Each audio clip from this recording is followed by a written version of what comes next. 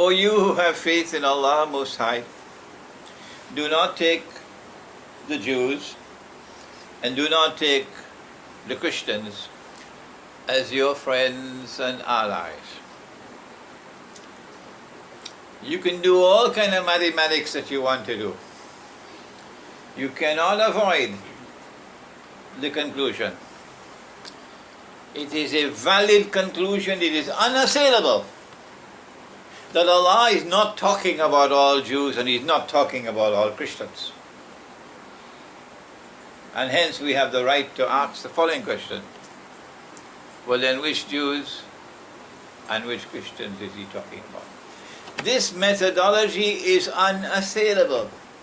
We know that there have been several efforts to explain this verse of the Quran. Several efforts, meritorious efforts. May Allah bless them for their struggle. But this methodology that we are using is unassailable.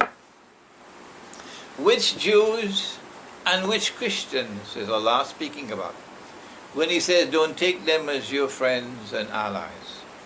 And we say the answer is there in the words which follow. Ba'aduhum awliya'u ba'd. As plain as daylight. The answer is ba'aduhum awliya'u ba'd. Allah is saying, do not take such Jews and do not take such Christians as your friends and allies, ba'aduhum awliya'u ba'd, who themselves are friends and allies of each other. In other words, the Quran is telling us, or you may want to use the word the Quran is anticipating. If you have any problems with the word anticipate, well, the Quran is telling us that there's going to come a time when a mysterious reconciliation between Jews and Christians is going to take place. And a Jewish-Christian alliance is going to emerge in history. When that Jewish-Christian alliance takes place, then Allah is commanding us, do not take them as your friends and allies. Has that Jewish-Christian alliance emerged?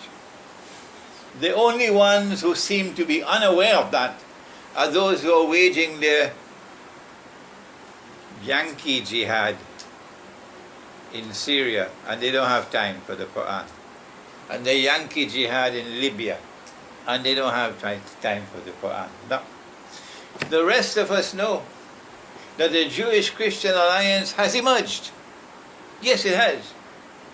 It is the Zionist Jew and the Zionist Christian who have bonded themselves together in a Judeo-Christian Zionist alliance.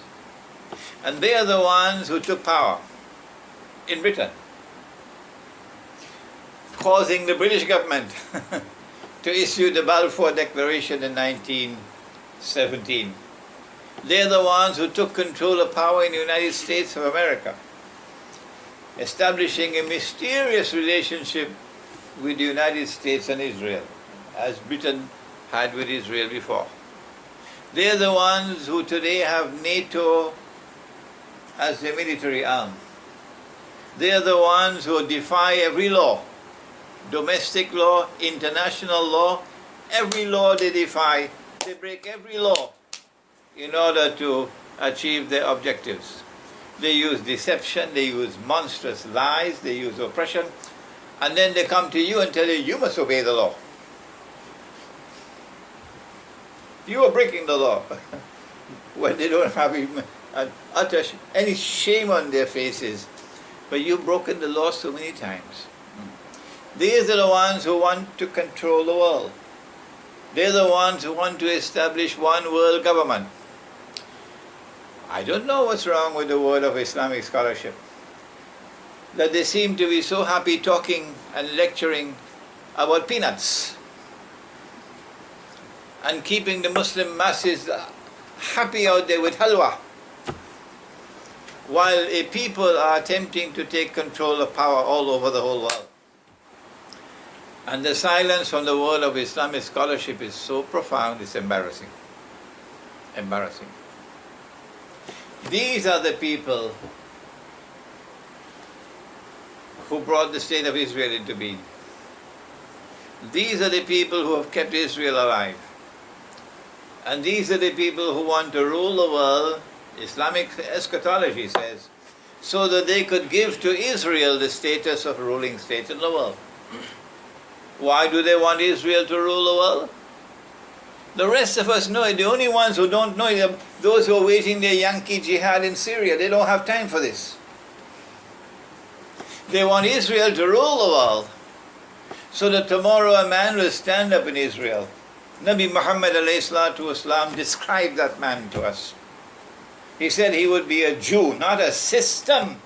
He said he would be a Jew. He said he'd be a young man. He'd be powerfully built. He'll have curls. The Orthodox Jews have curls.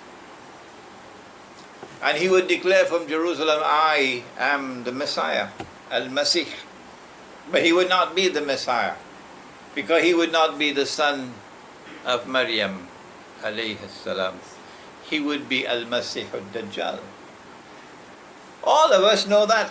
They don't know it yet. They're too busy waging their Yankee jihad, taking weapons from NATO, begging NATO to impose a no-fly zone so they could bomb the Gaddafi out of existence, so they can then take over Libya.